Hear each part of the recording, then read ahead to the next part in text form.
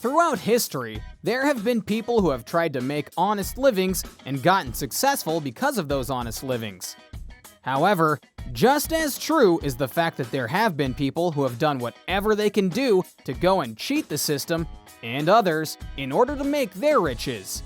The most popular of these endeavors is known as the Ponzi scheme, and one of the most infamous men to ever pull off this scheme in a grand scale is that of Bernie Madoff, a man who swindled people out of countless millions. So, given that, and recent events, allow us to show you Bernie Madoff, then and now.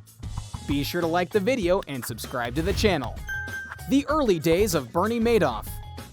Madoff was born on April 29, 1938, in Queens, New York City, the son of Sylvia and Ralph Madoff, who was a plumber and stockbroker. He was the second of 3 children.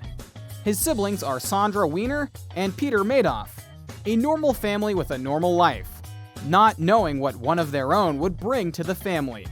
Madoff attended the University of Alabama for 1 year, where he became a brother of the Tau chapter of the Sigma Alpha Mu fraternity, then transferred to and graduated from Hofstra University in 1960 with a Bachelor of Arts in Political Science. Madoff briefly attended Brooklyn Law School, but left after his first year to found Bernard L. Madoff Investment Securities, LLC, and work for himself. A move that would go on to change the lives of many people across the country. His company and the NASDAQ. At first, as odd as it is to hear, Bernie Madoff's company was legitimate. Overwhelmingly so, in fact. He started out with money that he had earned for himself, and via a loan from his father-in-law, and worked hard to get investors and other things needed for the broker-dealer firm he operated. However, as this was the 1960s, he needed a way to go and stand out from the crowd and use things that others weren't using to give himself an edge, which is exactly what he did in, again, a very legal way. You see, he saw the potential in computers and used them, as primitive as they were at the time, to go and develop ways to read stocks and more to get information. Believe it or not, this technology that he used became the NASDAQ. Yep, he helped make that. His company as a whole. After 41 years as a sole proprietorship, the Madoff firm incorporated in 2001 as a limited liability company with Madoff as the sole shareholder. A big deal for what was to come. The firm functioned as a third market trading provider, bypassing exchange specialist firms by directly executing orders over the counter from retail brokers. At one point, Madoff Securities was the largest market maker at the NASDAQ, and in 2008 was the 6th largest market maker in the S&P 500 stocks. The firm also had an investment management and advisory division, which it did not publicize, that was the focus of the fraud investigation. More on that soon. Madoff was a clever man. He knew that the market was more than what it appeared, and was using various methods and maneuvers to go and get more business and more money for him and his investors. Some called out the legality of things, but he played it off every single time. He was very good at that, and that's why his company was successful for so long. What's more, he knew the right people, invested in the right companies, had dear friends at the SEC, and more, and as such, his fraud went on for decades. Fraud. Madoff's name first came up in a fraud investigation in 1992, which some of you might find odd considering when he was actually put away in jail, but the SEC closed the case after legal money changed hands. But it wasn't the last time he was investigated. In 2003, Madoff admitted that he thought he was busted, but the investigators didn't ask the right questions, and thus he got to walk once more. In 2004, another SEC official tried to investigate Madoff because of inconsistencies that she had found, but was told by her boss to stop working on the case and turn in everything she had found. Furthermore, one of the key people at the SEC during one of the investigations went on to marry one of the Madoffs.